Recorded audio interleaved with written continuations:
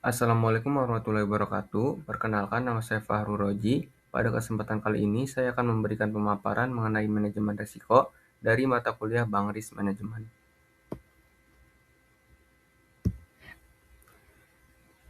Yang pertama, kita akan masuk ke pengertian manajemen risiko. Jadi, manajemen risiko merupakan bagian penting dalam aktivitas organisasi.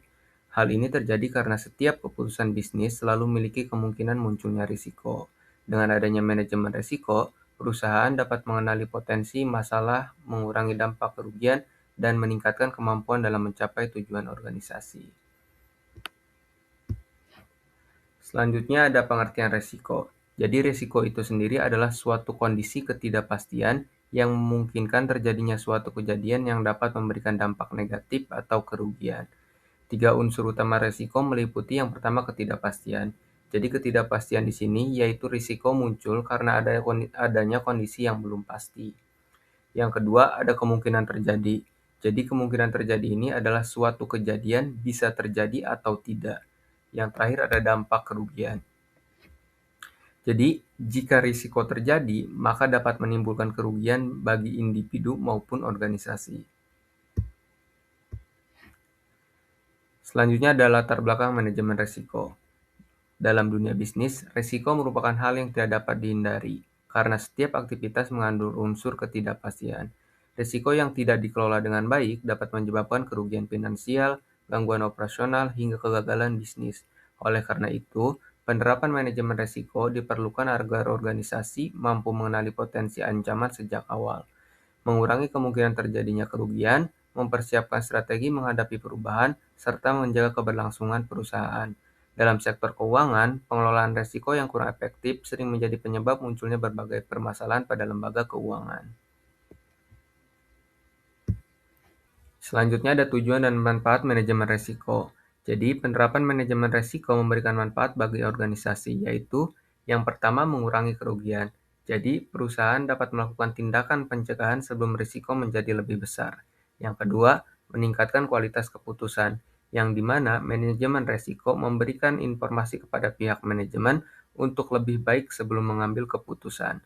Yang ketiga, ada menjaga stabilitas organisasi. Risiko yang dikendalikan membantu perusahaan tetap berjalan secara efektif. Dan yang terakhir, yaitu meningkatkan kepercayaan. Pengelolaan risiko yang baik meningkatkan kepercayaan pelanggan, investor, dan pihak terkait.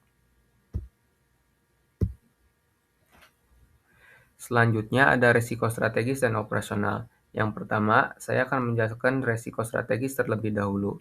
Jadi, risiko strategis adalah risiko yang muncul akibat keputusan bisnis yang kurang tepat atau kegagalan perusahaan dalam menyesuaikan diri dengan perubahan lingkungan.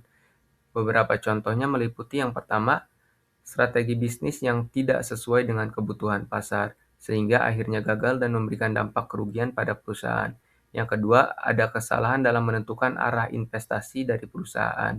Hal ini juga sama dengan kegagalan strategi bisnis, yaitu sama-sama memberikan dampak kerugian pada perusahaan. Dan yang terakhir adalah ketidakmampuan perusahaan dalam mengikuti perubahan teknologi. Selanjutnya, ada resiko operasional. Jadi, resiko operasional berasal dari kegagalan proses internal, baik itu manusia, sistem, ataupun teknologi. Contoh dari resiko operasional adalah yang pertama, kesalahan pegawai, yang kedua, gangguan sistem, dan yang terakhir, prosedur kerja yang tidak efektif. Selanjutnya ada resiko kredit dan likuiditas. Yang pertama, saya akan menjelaskan resiko kredit terlebih dahulu. Resiko kredit adalah resiko ketika pihak peminjam tidak mampu memenuhi kewajiban sesuai perjanjian di awal. Dalam perbankan, resiko ini harus dikelola melalui beberapa cara. Yang pertama, yaitu analisis kemampuan peminjam. Pada tahap ini, pihak kreditur akan menilai apakah si debitur ini mampu atau tidak mengembalikan pinjaman. Yang selanjutnya, ada penilaian kelayakan kredit. Jadi, sebelum diberikan pinjaman, pihak kreditur akan melakukan analisis apakah kira-kira pinjaman ini layak atau tidak untuk dilakukan. Dan yang terakhir, ada pemantauan pembayaran. Pada proses ini, yaitu adalah proses evaluasi dan pengawasan terus-menerus terhadap kemampuan serta perilaku peminjam dalam membayar kewajiban utangnya. Yang selanjutnya ada resiko likuiditas. Resiko likuiditas adalah resiko yang terjadi ketika organisasi mengalami kesulitan menyediakan dana untuk memenuhi kewajiban. Pengelolaannya dilakukan dengan cara yang pertama, yaitu perencanaan arus kas. Yang kedua, menjaga ketersediaan dana. Dan yang terakhir, mengontrol penggunaan aset.